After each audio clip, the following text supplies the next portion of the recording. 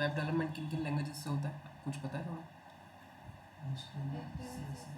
JavaScript है ना, ये फ्रंट एंड की बात करें हम लोग, है ना। फ्रंट एंड जो होता है वो HTML CSS और जावास्क्रिप्ट से बनता है।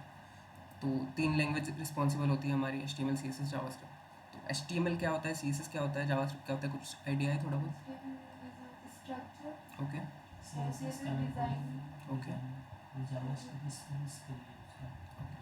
देखो, HTML जो होता है ना वो स्केलेटन होता है वेबसाइट का। जिससे हमने वेबसाइट बनाई, वेब पेज बनाया, तो उसमें हमको कोई भी टेक्स्ट डालना है, कोई भी इमेजेस वगैरह डालनी है, या फिर कोई भी लिंक वगैरह डालनी है, या फिर कोई भी बटन बनाना है, तो हम जो उसका वायर फ्रेम है वो बनाएंगे HTML से। देन अगर हमने इमेज डाल दी, हमने टेक्स्ट डाल दिया, बट उसको अलाइन कैसे करना है, उसको कौन सी चीज़ कहाँ पर दिखानी है, या फिर इमेज का शेप क्या होना चाहिए, साइज़ क्या होना चाहिए, या फिर किसी चीज़ में बॉर्डर आनी चाहिए या नहीं, है ना। तो वो सारी चीज़ें हम डिसाइड करते हैं CSS से, वो सारी चीज़ें डिज़ाइन करते हैं CSS से। देन अगर हमने HTML बटन बना लिया, तो बटन एक नॉर्मल सा बटन बनेगा। अगर उसको हमको स्टैटिक बनाना है, थोड़ा अच्छा बनाना है दिखने में, तो हमको CSS लगानी पड़ेगी, CSS से हम उसको डिज़ाइन कर सकते हैं। देन जावास्क्रिप्ट का क्या रोल है, हमने HTML से बटन बना लिया, CSS से उसको डिज़ाइन भी कर दिया, बट जब तक उस बटन पे जावास्क्रिप्ट नहीं लगाएंगे, जावास्क्रिप्ट का कोई फंक्शन कॉल नहीं करेंगे, तब तक वो बटन कोई किसी काम का नहीं होगा। वो बटन बन तो जाएगा, उस पर क्लिक करेंगे तो कुछ भी फंक्शन कॉल नहीं होगा, या फिर कोई भी डायनेमिक चीज़ें नहीं होंगी वेबसाइट में, ठीक है। तो तीनों चीज़ें रिस्पॉन्सिबल होती है एक फ्रंट एंड बनाने में पूरा। अगर हमने HTML CSS से बना रहे हैं, हम अगर सिर्फ HTML ज़्यादा यूज़ करें, CSS भी कम यूज़ करें, तो हम एक ऐसी वेबसाइट बना सकते हैं। जैसे अगर मैं एग्जांपल दूँ तो आपका विकीपीडिया आपने देखा होगा, है ना। तो विकीपीडिया जो वेबसाइट है उसमें बहुत कुछ डिज़ाइन नहीं है, उसमें HTML ज़्यादा है। अगर कोई लिंक भी है तो लिंक को भी उन लोगों ने डिज़ाइन नहीं किया, जो बाय डिफ़ॉल्ट लिंक की प्रॉपर्टी आती है वही लगी हुई है उस पर। तो उसमें CSS बहुत कम है, ठीक है। उन्होंने बस चीज़ों को अलाइन करने के लिए CSS का यूज़ किया है, बाकी तो उन्होंने पूरा HTML का यूज़ किया है। तो वैसी अगर कोई वेबसाइट हमको बनानी है जिसमें टेक्स्ट ज़्यादा हो, इन्फॉर्मेशन ज़्यादा हो, तो वैसी वेबसाइट हम HTML से बना सकते हैं, CSS बहुत कम यूज़ करके HTML से बना सकते हैं। बट अगर कोई डायनेमिक वेबसाइट अगर हमको बनानी है, तो उसमें हमको HTML CSS और जावास्क्रिप्ट तीनों का ही इंपॉर्टेंट रोल रहता है। अब अगर मैं एक एग्जांपल दूँ, इसको कंपेयर करूँ वेबसाइट को अगर किसी चीज़ से, तो अगर मैं ह्यूमन बॉडी से कंपेयर करूँ, है ना, तो ह्यूमन बॉडी में हमारा जो स्केलेटन है, वो अगर वेबसाइट के केस में देखें तो क्या हो गया, HTML हो गया, है ना, हमारा जो स्केलेटन है। देन हमारा मसल्स हो गई, हमारी फेस हो गया, या फिर हमारा फेस कट वगैरह हो गया, वो सब क्या हो गया, CSS हो गया। देन एक एक स्केलेटन से और एक मसल्स वगैरह से क्या हो जाएगा, एक बॉडी तो बन जाएगी, बट वो बॉडी मूव नहीं करेगी, या फिर कोई भी चीज़ सोच नहीं सकती जब तक उसमें ब्रेन नहीं होगा, है ना, जब तक वेबसाइट के केस में जावास्क्रिप्ट नहीं होगी, ठीक है। देन अगर मैं एनालॉजी दूँ एक कार की, तो कार की जो एक मेटेलिक बॉडी होती है ना, पूरी मेटेलिक बॉडी, जो भी मेटल होता है, वो क्या हो गया, हमारा HTML हो गया, है ना। देन उसके बाद कार का जो डिज़ाइन हो गया, कार का कलर हो गया, कार के व्हील का साइज़ हो गया, या फिर कार की हेडलाइट का साइज़, या फिर हेडलाइट कहाँ पर लगेगी, या फिर विंडशील्ड का शेप क्या होगा, वो सब क्या हो गया, CSS हो गया। अब हमने मेटेलिक बॉडी से कार बना ली, है ना, कार का मतलब शेप बना लिया, देन हमने CSS से उसको डिज़ाइन भी कर दिया, पर कार चलेगी नहीं चलेगी, है ना, वो तो एक स्टैटिक कार बनेगी, बट जब तक उसमें इंजन नहीं होगा, है ना। तो जब तक वेबसाइट में भी सेम, जब तक जावास्क्रिप्ट नहीं होगी तब तक स्टैटिक वेबसाइट तो बन जाएगी। जैसे अगर मैं एग्जांपल दूँ आपको, एक वेबसाइट बताऊँ, तो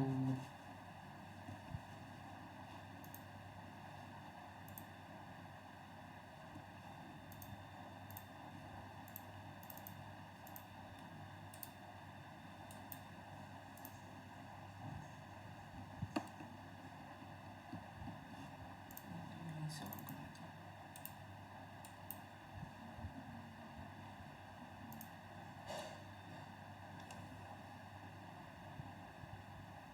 जैसे ये एक वेबसाइट है, तो ये HTML और CSS से बनी हुई है, इसमें जावास्क्रिप्ट नहीं है बिल्कुल भी, ठीक है। तो ऐसी एक कोई वेबसाइट बनानी हो जो कि इन्फॉर्मेशन दे रही हो, जैसे क्रिस्टियानो रोनाल्डो के बारे में कुछ इन्फॉर्मेशन दे रही है, जैसे उसका अबाउट की, उसके बारे में कुछ लिखा हुआ है, ठीक है। देन उसकी अर्ली लाइफ, मतलब उसके पहले वाली लाइफ के बारे में लिखा हुआ है। देन उसका क्लब करियर क्या था, than playing style and all, ठीक है। तो ये एक इन्फॉर्मेशन दे रही है क्रिस्टियानो रोनाल्डो के बारे में। तो ऐसी वेबसाइट हम बना सकते हैं HTML CSS से, बट इस वेबसाइट को हम डायनेमिक नहीं बना सकते, ठीक है। जैसे ये मूव भी कर रहा है, तो ये CSS का काम है पूरा, ठीक है। ये जावास्क्रिप्ट कुछ नहीं है इसमें। जैसे मैं इस पर क्लिक कर रहा हूँ तो ये अबाउट पे आ रहा है, ये भी HTML और CSS का ही काम है, ठीक है। इसमें जावास्क्रिप्ट कुछ नहीं है। तो एक जावास्क्रिप्ट वाली वेबसाइट का एग्जांपल देता हूँ मैं। तो ये कैलकुलेटर है, ठीक है। तो इसमें क्या होगा, HTML से नंबर्स वगैरह आ जाएंगे, टेक्स्ट आ जाएगा, है ना। देन CSS से वो डिज़ाइन भी हो जाएगा कि बटन कैसी दिखेगी, रेक्टेंगल शेप होगा, देन होवर करने पे ऐसी सारी चीज़ें होंगी, ये सब हम HTML CSS से बना लेंगे। बट जब तक इसमें जावास्क्रिप्ट नहीं होगी ना, तब तक मैं 6 पे क्लिक करूँगा तो 6 यहाँ पर आएगा नहीं, ठीक है, जब तक हम जावास्क्रिप्ट नहीं लगाते। इसको हम डायनेमिक नहीं बना सकते। स्टैटिक तो ये बन जाएगा कि ऐसा दिखेगा ये, देन कभी भी मैं ऐसे कुछ भी लिख कर सी पे भी क्लिक करूँगा तो वो क्लियर नहीं होगा। मतलब ये सब जो फंक्शन है जावास्क्रिप्ट के ही फंक्शन है। तो जब तक हम जावास्क्रिप्ट यूज़ नहीं करेंगे, जब तक हम इसको डायनेमिक नहीं बना सकते। हम इसको मतलब चीज़ों को स्टैटिक ही रहेगा, ये कुछ भी चेंजेस नहीं होंगे इसमें, सिर्फ जैसा दिख रहा है वैसा का वैसा रहेगा। तो मैं ये चीज़ें करके ही बताऊँगा, मतलब इसमें से CSS हटा के देन जावास्क्रिप्ट हटा के भी बताऊँगा। तो अभी के लिए इतना क्लियर है कि HTML क्या होता है, CSS क्या होती है, जावास्क्रिप्ट क्या होती है। देन हमने ये देख लिया कि वेबसाइट किस किस चीज़ों से बनती है। देन हम ये देखते हैं कि वेबसाइट काम कैसे करती है, ठीक है। तो एक होता है क्लाइंट, दूसरा होता है सर्वर। सर्वर वो चीज़ होती है जहाँ पर हमारा जो डेटा है, मतलब जो हमने वेबसाइट बनाई है उसका HTML CSS कोड वगैरह पूरा वहाँ पर रखा हुआ होता है, ठीक है। जैसे इमेजेस है तो वो सब वहाँ पर रखी हुई होती है। तो सर्वर एक ऐसी मतलब एक खाली जगह समझ लो जहाँ पर हमने वो चीज़ें रख दी है, ठीक है। और सर्वर का क्या रहता है, वो 24 आवर्स ऑन रहता है। मतलब कभी भी अगर आप वेबसाइट को ओपन करोगे तो वो डेटा आपके पास आ जाएगा, इसलिए वो ऑन रहता है हर बार। देन उसके बाद क्लाइंट क्या होता है, क्लाइंट हम होते हैं। जैसे मैं क्रोम पर गया, देन मैंने youtube.com लिखा, तो मैं यूट्यूब का क्या हूँ, क्लाइंट हूँ, ठीक है। तो जब भी हम किसी भी ब्राउज़र पे जाते हैं, ज़रूरी नहीं क्रोम पे जाएं, मैंने सिर्फ क्रोम का एग्जांपल दिया, किसी भी ब्राउज़र पे जब हम जाते हैं तो हम क्या लिखते हैं, youtube.com। अगर मुझे यूट्यूब चाहिए तो youtube.com। देन जैसे ही हम इंटर करते हैं तो क्या होता है, एक रिक्वेस्ट जाती है सर्वर पर, जैसे client request for the website लिखा हुआ है, तो वो रिक्वेस्ट कहाँ पर जाएगी, वो सर्वर पर जाएगी रिक्वेस्ट। देन सर्वर क्या करेगा, बैकएंड का यूज़ करेगा। अब बैकएंड टेक्नोलॉजी क्या क्या होती है हमारी, Node.js हो गया, है ना। देन हमारा SQL हो गया, PHP हो गया, वो जो है वो बैकएंड है।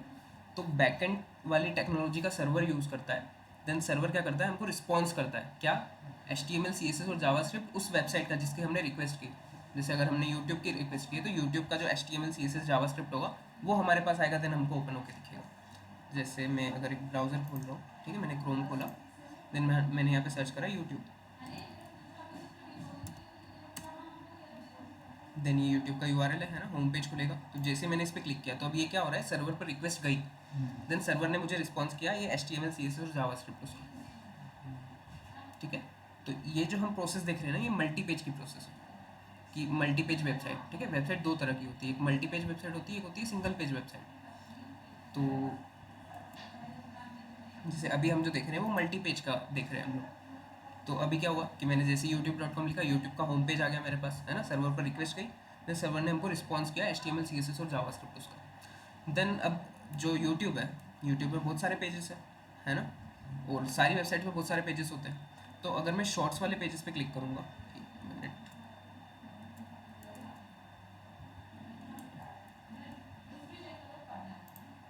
साउंड थोड़ा कम कर देता हूँ, ठीक है। तो जैसे मैंने शॉर्ट्स वाले पेज पे क्लिक किया तो मल्टी पेज में क्या होता है कि जैसे मैं शॉर्ट्स पे क्लिक करूँगा ना तो फिर से सर्वर पे रिक्वेस्ट जाएगी, देन फिर से आज हमको का HTML केक CSS मुझसे एक जावास्क्रिप्ट आंटी ने मिलेगा। ऐसे तो घर वो पर ही एक्चुअली मैंने खाने के शॉर्ट्स लिए वाले पेज पे बनवाया किया। है, कोई बाय डिफ़ॉल्ट वो सेलिब्रेशन हमें नहीं जाता है था। तो हमारे जब होम पेज ऐसा पे, ऑर्डर होता है ना ठीक तो है। मुझे लगता है तो कि मैं कुछ हम सीख अगर लेती हूँ, बीच अगर में बिगड़ स्पेसिफिक जाएगा करते हैं तो जब भी कुछ भी चलेगा। करते तो हैं तो आज वो केक रिक्वेस्ट फिर से डेकोरेशन पर सर्वर जाता बिल्कुल है, मत जाना। देन और फिर से आज के हमको दिन ही रिस्पॉन्स मैंने मिलता है यूट्यूब उस ज्वाइन पेज का, किया था। HTML तो CSS और आज मुझे जावास्क्रिप्ट पूरे पूरे का। एक साल यूट्यूब ये पर हमको आए दिख हुए रहा है वो कंप्लीट HTML हो CSS गए हैं, और जावास्क्रिप्ट इस है। एक साल के अंदर आप सब ने मुझे ऐसे तो भर ये भर के HTML से क्या प्यार हो दिया गया है, कि चलो तभी वीडियोस पे लगी यूट्यूब हुई पर है, है इतनी ना। बड़ी CSS फैमिली क्या होता है कि पाना, वीडियो 2 मिलियन की फ्रेम में फैमिली दिखती है होना सेंटर पे। मेरे लिए तो अगर बहुत बड़ी HTML बात से है। और जावास्क्रिप्ट इतने चलाते हैं कम तो समय में स्टेप्स आप वाले बहुत सबके होते साथ हैं। जो मेरी सबसे पहले बॉन्डिंग मैं है, इसको टच सिलेक्ट वुड, करते हैं वो वो बहुत CSS, स्ट्रांग है। देन उसके बाद मतलब मैंने यहाँ मुझसे पर कभी कोई एक केक बटन्स खराब वगैरह हो भी जाता है HTML ना तो CSS आप की बनाई। सबके साथ शेयर करने जैसे से मैं इस पहले पर मैं क्लिक कर एक रहा हूँ तो बार भी लाइक नहीं हो रहा सोचती, है, और लाइक को क्योंकि जब मैं काउंट जानती नहीं हूँ हो रहा मेरी है पहले, वाइटी फैमिली मुझे ये बहुत जो काउंट कर रहा समझती है है, वो क्योंकि पॉज मैं हो कोई गया। शेफ नहीं हूँ, मैं खुद को देन मैंने इम्प्रूव। इसको क्लिक किया तो ये पॉज हो गया, तो ये काम भी जावास्क्रिप्ट कर रही है, ठीक है। देन उसके बाद बड़ा मल्टी ही पेज का होता मजेदार है सा कि जब केक भी का किसी ऑर्डर है। पेज पे हम 1 kg क्लिक में करेंगे तो क्या 2 टियर होगा, केक रिक्वेस्ट है, और जाएगा जिस सर्वर पे, बच्चे के देन लिए सर्वर ये रिस्पॉन्स केक है, करेगा उसका जैसा HTML कि CSS कस्टमर ने जावास्क्रिप्ट। फोटो भेजी, उन्हें केक पर देन पेप्पा पिग की सिंगल पेज थीम पे जाते हैं, चाहिए। अभी सिंगल मैंने पेज वेबसाइट कस्टमर पे को तो जाते हैं। हाँ कह दिया, फिर मैंने सोचा तो चलो मैं उसमें क्या पता। होता है फिर, तो सिंगल पेज वेबसाइट हमारी रिएक्ट वाली होती है, ठीक है, जो हम रिएक्ट से बनाते हैं। तो HTML CSS और जावास्क्रिप्ट इन तीनों से हम जो वेबसाइट बनाते हैं वो होती है मल्टी पेज वेबसाइट।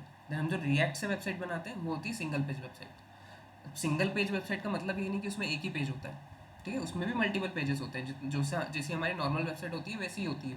बट उसमें क्या होता है कि रीलोडिंग नहीं होती है, उसमें सर्वर पर रिक्वेस्ट बार बार नहीं जाती है। अभी जैसे लेट्स सपोज जो यूट्यूब है वो रिएक्ट पे बना हुआ है, ठीक है, सिंगल पेज वेबसाइट है। तो अभी क्या होगा कि मैं जैसे ही क्रोम पर जाऊंगा और मैं रिक्वेस्ट करूंगा तो क्या होगा कि सर्वर पर रिक्वेस्ट तो जाएगी, देन सर्वर रिस्पॉन्स भी करेगा, पर रिस्पॉन्स में HTML CSS जावास्क्रिप्ट ही करेगा, बट पूरा बंडल, मतलब पूरी यूट्यूब में जितनी भी HTML CSS जावास्क्रिप्ट है, जितने भी पेजेस की है, वो सारा मुझे एक बार में दे देगा।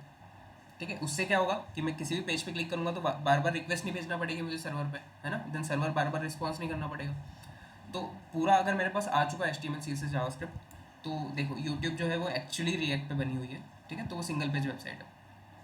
तो जैसे ही मैं यूट्यूब पे क्लिक करता हूँ, जैसे मैंने यहाँ पर यूट्यूब पे क्लिक किया, तो देखना यहाँ पर रिलोडिंग होगी। ठीक है, तो अभी ये बंद हो जाए फिर करता हूँ। ठीक है, तो जैसे मैं इस पर क्लिक करूँगा तो क्या होगा, सर्वर पर रिक्वेस्ट जाएगी, देन सर्वर मुझे पूरा बंडल भेजेगा एक बार में HTML CSS जावास्क्रिप्ट का, मतलब शॉर्ट्स वाले पेज की जो HTMल CSS जावास्क्रिप्ट है, जो लाइब्रेरी वाले पेज की, मतलब सारे पेज की मुझे एक बार में भेज देगा। तो मैंने इस पर क्लिक किया तो देखो रिलोडिंग हो रही है।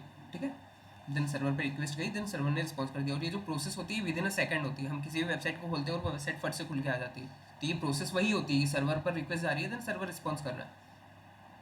तो अभी ये मेरे पास आ गया, देखो फर्स्ट टाइम रिलोडिंग हुई थी, हमारे पास होम पेज खुल के आ चुका है। बट रिएक्ट जो है वो, मतलब जो यूट्यूब है वो रिएक्ट पे बना हुआ है, तो अभी हमारे पास पूरा बंडल आ जाना चाहिए, है ना। अभी हमारे फिर से रिक्वेस्ट नहीं जानी चाहिए, तो हमको पता कैसे चलेगा कि फिर से रिक्वेस्ट जा रही है या नहीं। तो जब भी हम एक मल्टी पेज वेबसाइट पे क्लिक करेंगे ना, तो वो हमेशा रिलोड होगी। देखना, एक मल्टी पेज का भी मैं एग्जांपल देता हूँ। तो मल्टी पेज आपकी हो गई, फ्लिपकार्ट ही ले लेते हैं, फ्लिपकार्ट एक मल्टी पेज वेबसाइट है। ठीक है, तो फर्स्ट टाइम तो क्या हुआ, होम पेज खुलकर आ गया, होम पेज की रिक्वेस्ट गई, देन होम पेज का HTML CSS जावास्क्रिप्ट मुझे मिल गया। देन उसके बाद क्या होता है कि जैसे मैंने मोबाइल पे क्लिक किया, तो देखो ये फिर से रिलोड हुआ, है ना। इसका मतलब ये है कि फिर से सर्वर पर रिक्वेस्ट गई, देन फिर से मेरे पास रिस्पॉन्स आया।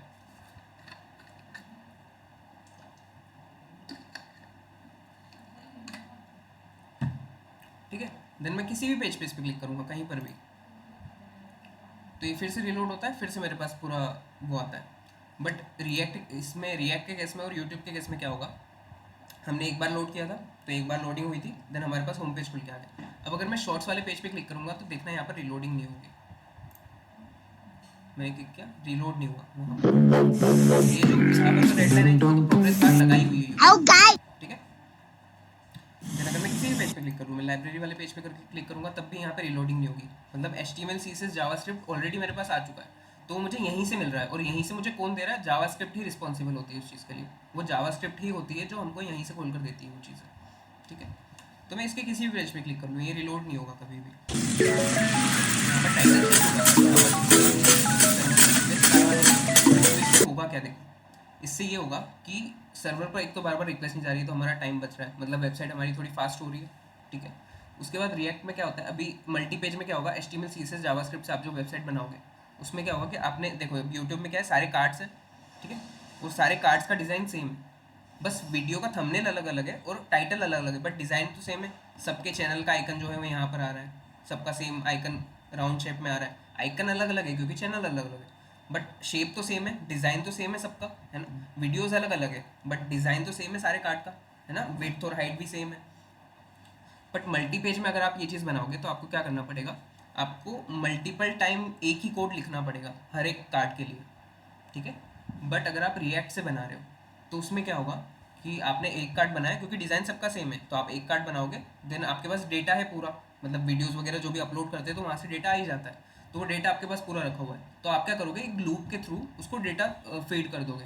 तो एक ही कार्ड को आप डेटा जब फीड करोगे तो जितना डेटा रहेगा ना वो उतने कार्ड ऑटोमेटिक बना देगा। ठीक है, आपको वो कोड बार बार नहीं लिखना पड़ेगा। तो एक तो कंपोनेंट की रीयूजेबिलिटी बढ़ती है सिंगल पेज वेबसाइट में। देन उसके बाद अब जैसे ये प्रोग्रेस बार रेड वाली जो दिख रही थी हमको, जैसे मैं इस पर क्लिक करूंगा तो एक रेड वाली बार आएगी, ये प्रोग्रेस बार है, इसको प्रोग्रेस बार बोलते हैं।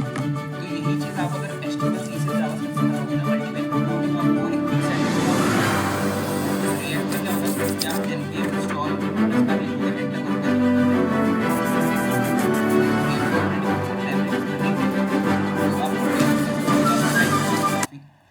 देन रिएक्ट की वेबसाइट बहुत फास्ट होती है। ठीक है, रिलोड नहीं होता, देन कंपोनेंट की रीयूजेबिलिटी बढ़ जाती है। हाँ, हेलो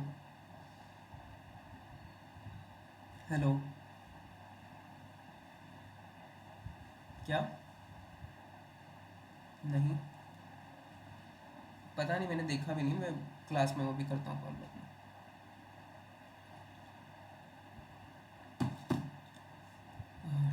तो हमको मल्टीपल कार्ड्स नहीं बनाने पड़ेंगे। देन देखो अब ये जो बटन है ऊपर, ठीक है, बटन का स्टाइल सेम है, ठीक है, बस टेक्स्ट अलग अलग है ना। तो अब मुझे रिएक्ट में क्या करना पड़ेगा, सिर्फ एक बटन में बनाऊंगा, देन उसको अलग अलग टेक्स्ट दे दूंगा, तो ऑटोमेटिक सारी चीज़ें बन जाएगी। ठीक है, एक तो मुझे बनाना पड़ेगा, एक पे तो मुझे मेहनत करनी पड़ेगी जैसा मुझे डिज़ाइन चाहिए वैसा, बट मुझे सबका अलग अलग नहीं लिखना पड़ेगा क्योंकि सारी चीज़ें सेम है, तो मैं बार बार क्यों लिखूँ, है ना। तो इसके लिए तो ये रिएक्ट के फ़ायदे। तो इतना क्लियर है अभी तक जो भी बताया है ना। तो वेबसाइट दो टाइप की होती है हमारी, मल्टी पेज वेबसाइट और single page website. Single page जो होती है वो रिएक्ट से बनती है, पर सिंगल पेज का मतलब ये नहीं कि उसमें एक ही पेज होता है, उसमें मल्टीपल पेजेस होते हैं, बट HTML CSS जावास्क्रिप्ट हमारे पास एक बार में ही आ जाती है, पूरा बंडल हमारे पास आ जाता है। ठीक है,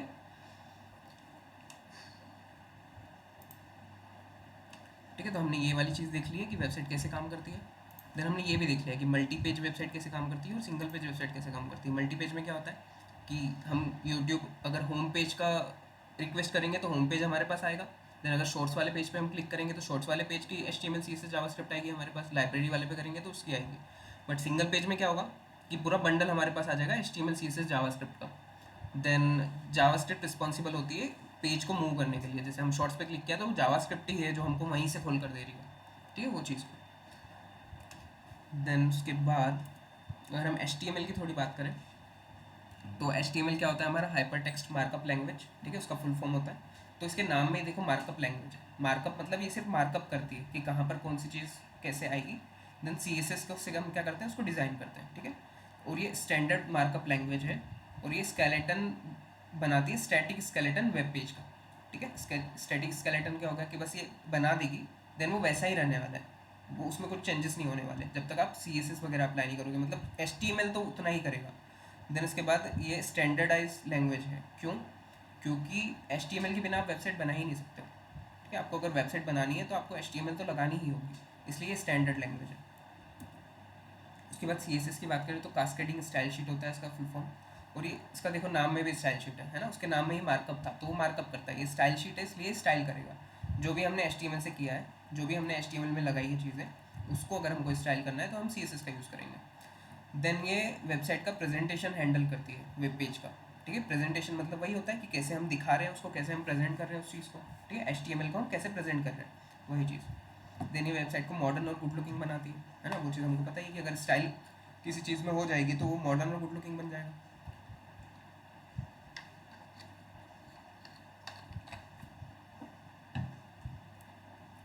देन जावास्क्रिप्ट की बात करें तो इसको JS भी बोलते हैं शॉर्ट फॉर्म में।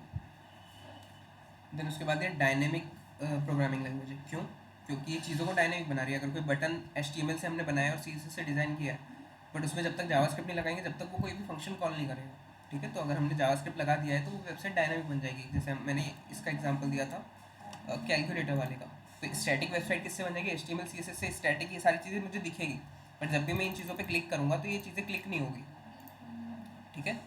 तो जावास्क्रिप्ट ही रिस्पॉन्सिबल है इस चीज़ के लिए। देन उसके बाद हम जो कोडिंग करने वाले हैं वो हम करने वाले हैं VS कोड में, ठीक है। आप लोगों ने अभी VS कोड पे की है ना कोडिंग, आपने, ओके, तो आपने कुछ कोई भी प्रोग्रामिंग लैंग्वेज सीखी है अभी तक? ओके, तो हम लोग चलते हैं VS कोड की तरफ। उसके पहले मैं आपको प्रोजेक्ट्स बता देता हूँ कुछ। तो एक तो मैंने बता ही दिया है, कैलकुलेटर का प्रोजेक्ट है, बट इसमें मैं एक काम करता हूँ, इसको मतलब ये मैंने होस्ट की हुई है, तो ये लिंक अगर आप भी डालोगे तो आपके मोबाइल वगैरह में भी खुल जाएगा, बट मैं जो एक्चुअल कोड वाला खोलता हूँ इसको।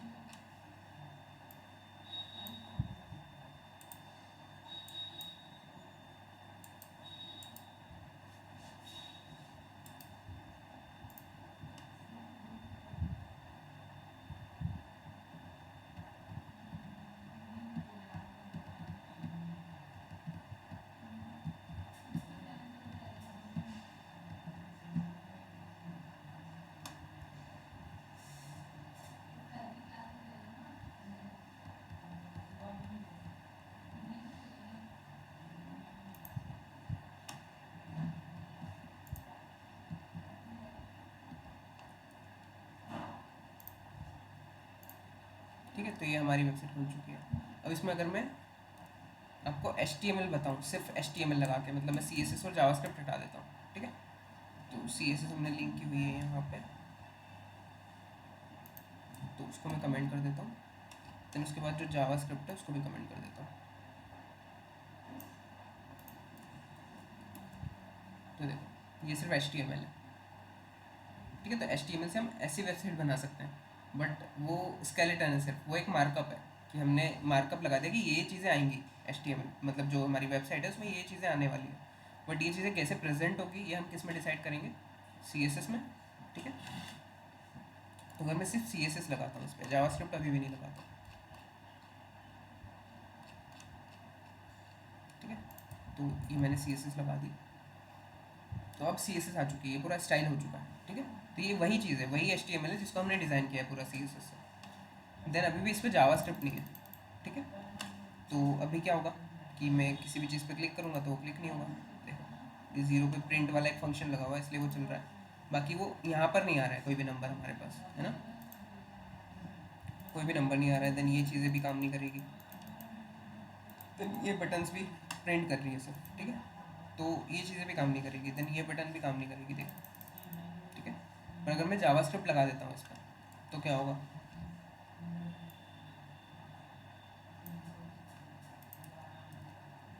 ठीक है। जावास्क्रिप्ट मैंने लिंक कर दिया।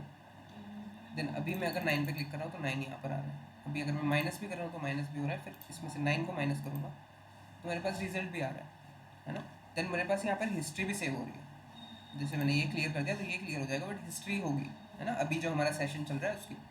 देन अगर मैं 8 का क्यूब निकालूंगा वो भी आ जाएगा, देन उसकी हिस्ट्री सेव हो जाएगी। देन अगर 5 का हाफ करूँगा वो भी आ जाएगा, देन उसकी हिस्ट्री सेव हो जाएगी। तो सारी चीज़ें अभी हमारी काम कर रही है, तो वो काम किससे कर रही है, जावास्क्रिप्ट से ही कर रही है, जावास्क्रिप्ट के यही फंक्शन सारे लिखे हुए हैं। देन उसके बाद यहाँ से क्लियर करूँगा तो हिस्ट्री पूरी क्लियर भी हो जाएगी। देन इसमें 3 थीम है, फर्स्ट सेकंड वाली लगी हुई है, फर्स्ट वाली अगर मैं लगाऊँ तो फर्स्ट वाली ये थीम है, ठीक है। तो इसमें हुआ क्या है, अब देखो HTML वही है ना, जो उस वाली थीम का था सेम HTML है, जावास्क्रिप्ट भी वही है, क्योंकि HTML और जावास्क्रिप्ट क्या करेगा, मार्कअप करेगा, या फिर जावास्क्रिप्ट क्या करेगा, फंक्शंस को कॉल करेगा, बट कैसा दिखाना है वो CSS डिसाइड करेगी, ठीक है। तो CSS चेंज हुई है, सिर्फ HTML और जावास्क्रिप्ट वही है, सिर्फ CSS की फाइल चेंज हुई है। जैसे देखो मैं इधर बताऊँ तो ये एक HTML की फाइल है, देन ये CSS की फर्स्ट वाली फाइल, देन सेकंड वाली फाइल, थर्ड वाली फाइल। तो HTML की एक ही फाइल है हमारे पास, CSS की 3 चीज़ें बना ली हमने, क्योंकि अलग अलग एक ही चीज़ को हमने अलग अलग तरीके से स्टाइल किया। देन जावास्क्रिप्ट की भी एक ही फाइल है, ठीक है।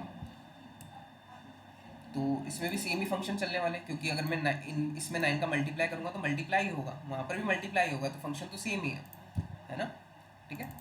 देन 8 का क्यूब करूँगा तो यहाँ पर भी उतना आएगा, वहाँ पर भी उतना ही आएगा, तो फंक्शंस तो चेंज नहीं हो रहे, हमारे जावास्क्रिप्ट तो चेंज नहीं हो रही, हमारा HTML भी वही है, क्योंकि बटन सारे वही वाले है ना, बस शेप और साइज़ वगैरह अलग हुआ है और डिज़ाइन अलग हुआ है, तो वो तो CSS से करते हैं हम लोग, ठीक है। तो CSS हमने चेंज कर दी।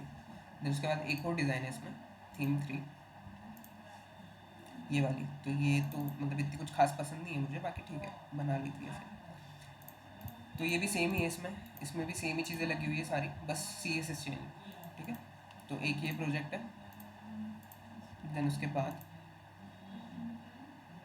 और भी है, सारे बताता हूँ।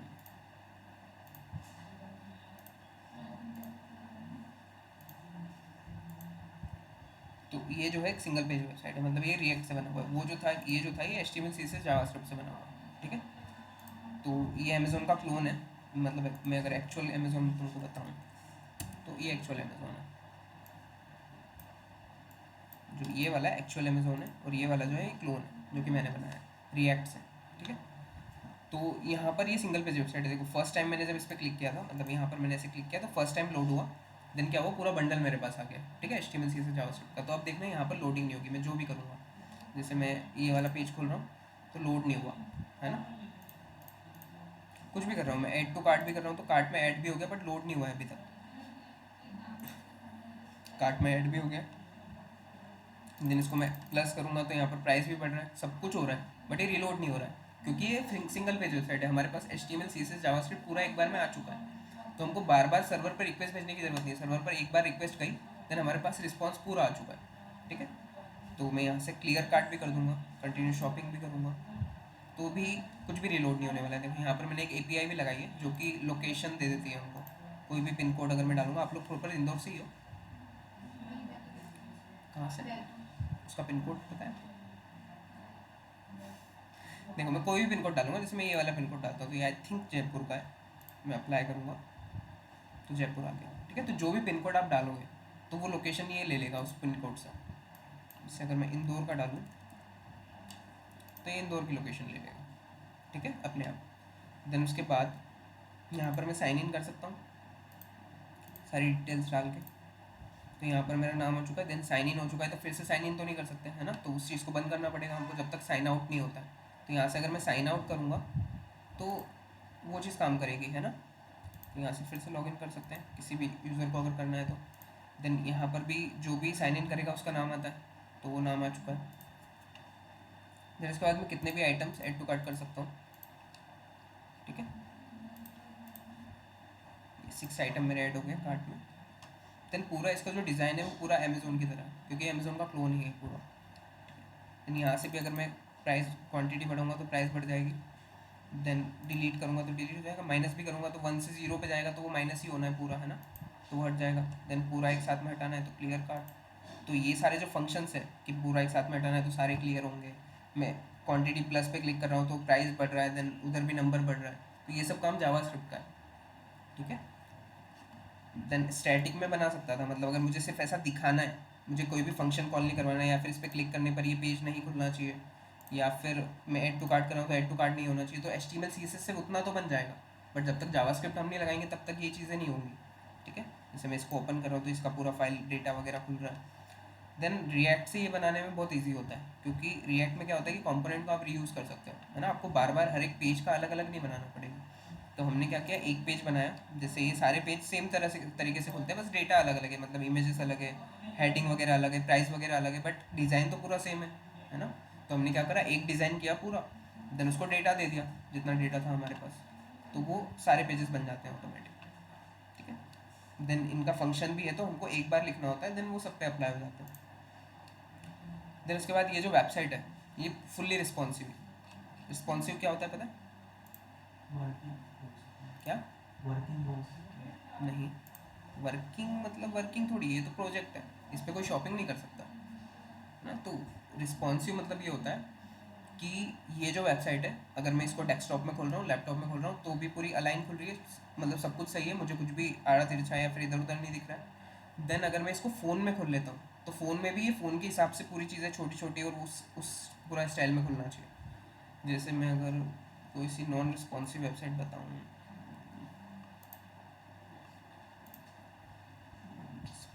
कौन सी हो सकती है?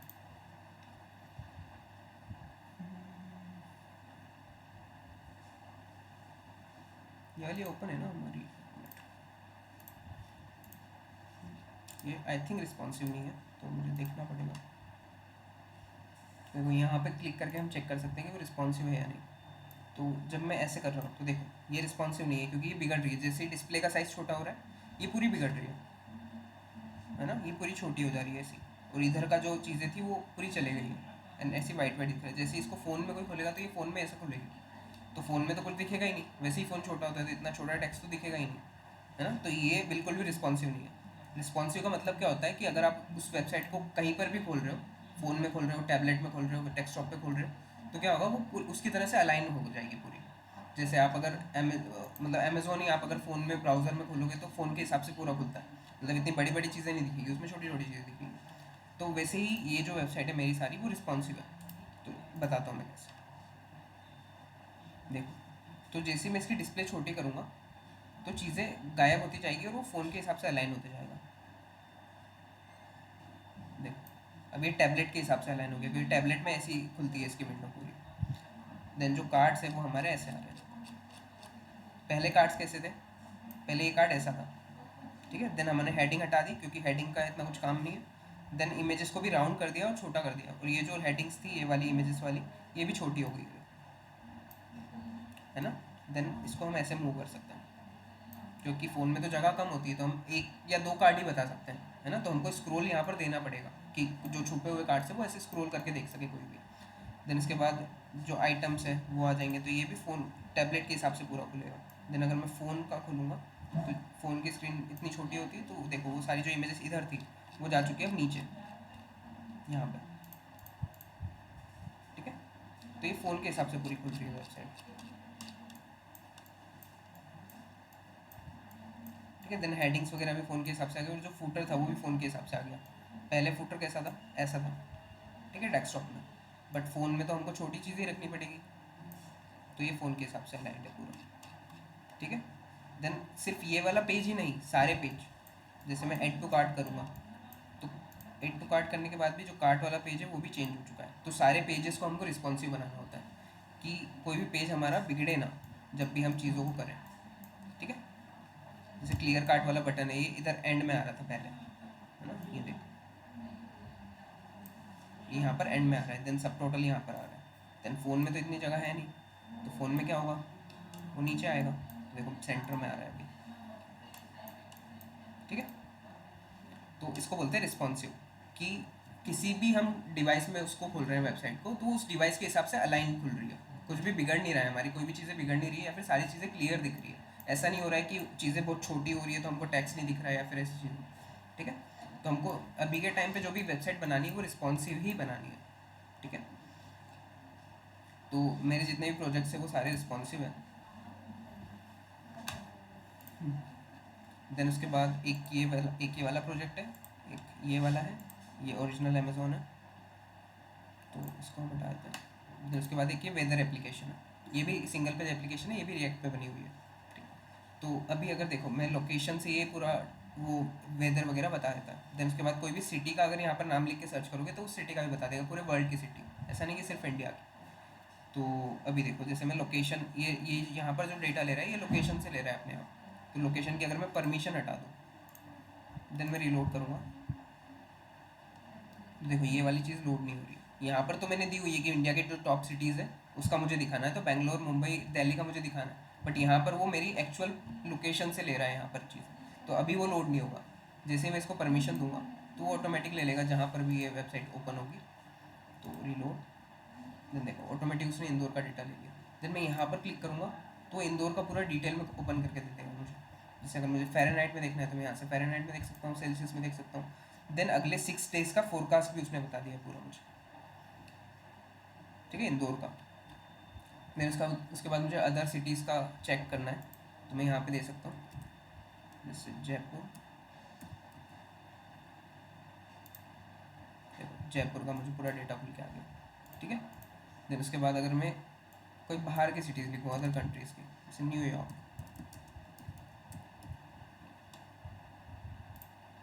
देखो कंट्री यूएस, ठीक है। देन न्यूयॉर्क का पूरा डेटा 16 डिग्री सेल्सियस, ठीक है, बहुत ठंड है वहाँ पे। तो ये पूरा उसका 6 डेज़ का डेटा खुल के आ गया हमारे पास। तो अब जैसे ये वेदर वाला डेटा है, तो ये कहाँ से आएगा, हमारे पास पूरी चीज़ें जो आएगी वो एपीआई से आएगी, क्योंकि अगर वेदर कोई चेक कर रहा है हमारी वेबसाइट से, तो अगर न्यूयॉर्क का कर रहा है तो मैं न्यूयॉर्क जाके वहाँ का टेम्परेचर चेक करके यहाँ पे तो नहीं डालूंगा, है ना, वो तो पॉसिबल नहीं है। तो हमारे पास जो डेटा आएगा वो एपीआई से आएगा। एपीआई मतलब एक कुछ वेबसाइट्स होती है जो कि हमको डेटा प्रोवाइड करती है, और वो उनका data day to day update होता है, ठीक है। तो वहाँ से हमारा डेटा, वहाँ से हम डेटा लेते हैं और फैच करके हमारी वेबसाइट पे दिखाते हैं। बट हमारे पास सिर्फ आता है डेटा, हमारे पास HTML CSS वगैरह नहीं आता है, हमारे पास सिर्फ डेटा आता है कि टेम्परेचर, जैसे मैंने इंदौर डाला है तो 33 डिग्री है उसका टेम्परेचर, बट वो कैसे दिखाना है और कहाँ पर दिखाना है वो मेरे ऊपर है, ठीक है। तो HTML CSS जावास्क्रिप्ट हमको ही लिखना पड़ेगा, हमारे पास सिर्फ आएगा डेटा, उस डेटा को कैसे इधर शो करना है वो हमारे ऊपर है, ठीक है। तो ये भी बहुत इंपॉर्टेंट चीज़ है वैसे, फैच एपीआई, तो ये भी हम पढ़ने वाले हैं। देन उसके बाद एक और एप्लीकेशन मैंने बनाई है जो कि है असिस्टेंट, जैसे हमारा गूगल असिस्टेंट होता है या फिर सीरी वगैरह होती है वैसे।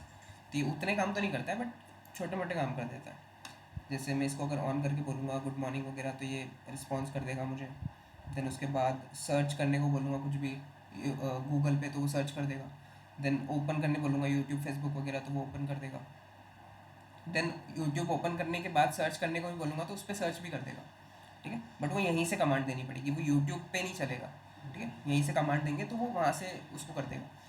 देन उसके बाद play the song, then song का नाम बोलूँगा तो वो सॉन्ग का नाम भी, मतलब सॉन्ग भी सर्च करके दे देगा, देन हमको प्ले करना रहेगा। देन टर्न ऑफ करना है तो बाय वगैरह बोल सकते हैं। देन यहाँ पर एक बटन भी है डेडिकेटेड, ठीक है। देन इसके बाद अगर कोई नया यूज़र इस पे आया है, उसको चलाना नहीं आता है, उसको पता नहीं है कि क्या बोलना है, कैसे कमांड देनी है, वो सब, तो ये क्या करेगा, मतलब यूज़र यहाँ पर ऑन तो कर देगा बट उसको कुछ भी बताते नहीं आएगा, तो वो कुछ तो ऐसा बताएगा जो इसकी प्रोग्रामिंग में नहीं है ना। तो ये क्या करेगा, देन उसको सेकंड चांस देगा कि आपने जो भी बोला है वो मुझे समझ में नहीं आया, तो आप फिर से बोलो। फिर से अगर उसने ऐसा कुछ बोला कि जो इसकी प्रोग्रामिंग में नहीं है, तो ये क्या करेगा, इन्फो वाला टैब खोल देगा, देन बोलेगा कि पहले इसको रीड कर लो पूरे को, देन मेरे पास आओ, ठीक है। या फिर कुछ भी नहीं बोला, इसको ऑन कर दिया और कुछ भी नहीं बोला है, तब भी वो सेम काम करेगा जैसे हम करते हैं। मैंने ऑन किया, देन मैं कुछ भी नहीं बोलता हूँ।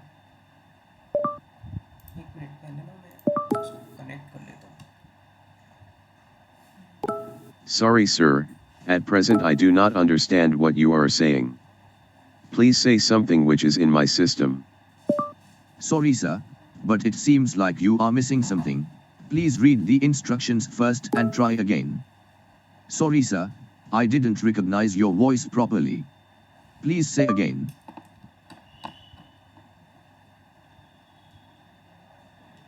Sorry, sir, but it seems like you are missing something. Please read the instructions first and try again. ठीक है, तो इसको करते हैं रीलोड। देन अब मैं कमांड्स देता हूँ, ठीक है इसको। Good morning. Good morning, sir. How may I help you? Search JavaScript. For you, sir, anything. ठीक है, तो इसने गूगल ओपन किया, देन मुझे जावास्क्रिप्ट सर्च करके दे दिया, तो ये वाली कमांड है हमारी। देन उसके बाद ओपन यूट्यूब बोलूँगा तो यूट्यूब ओपन भी कर देगा। Open YouTube, Sure, sir. Opening YouTube. ठीक है, तो यूट्यूब ओपन कर दिया उसने। देन उसके बाद अभी कुछ भी सर्च नहीं किया, सिर्फ ओपन किया यूट्यूब। तो अगर यूट्यूब ओपन करके मुझे कुछ सर्च भी करवाना है तो वो भी मैं करवा सकता हूँ। Open YouTube and search web development. For you, sir, anything. ठीक है, तो यूट्यूब इसने ओपन किया, देन उसके बाद वेब डेवलपमेंट सर्च करके भी दे दिया। ठीक है, देखो यहाँ पर आ रहा है, देन सारी वेब डेवलपमेंट की जो लेक्चर्स है वो आ रहा है। ठीक है, देन उसके बाद एक और इसमें कमांड है जो कि है प्ले द सॉन्ग। तो कोई फेवरेट सॉन्ग किसी का?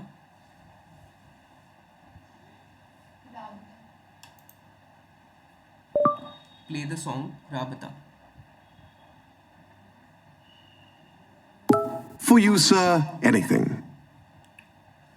देन स्पॉटिफाई ओपन करके मुझे राबता सर्च करके दे देगा। देन मुझे प्ले करना है, तो मतलब जो स्पॉटिफाई है वो हमको ये नहीं देता है परमिशन कि हम थर्ड पार्टी से आके यहाँ पर प्ले भी कर पाएँ। तो हम सर्च कर सकते हैं बट प्ले यूज़र को खुद को करना पड़ेगा। जैसे उसने सर्च करके दे दिया, देन हमको जो भी प्ले करना है वो हम प्ले कर सकते हैं यहाँ से। ठीक है,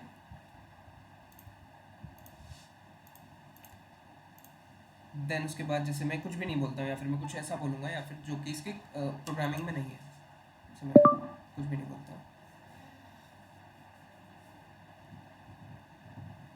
Sorry, sir, I didn't recognize your voice properly. Please say again.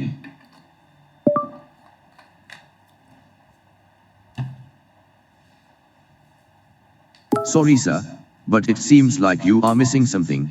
Please read the instructions first and try again.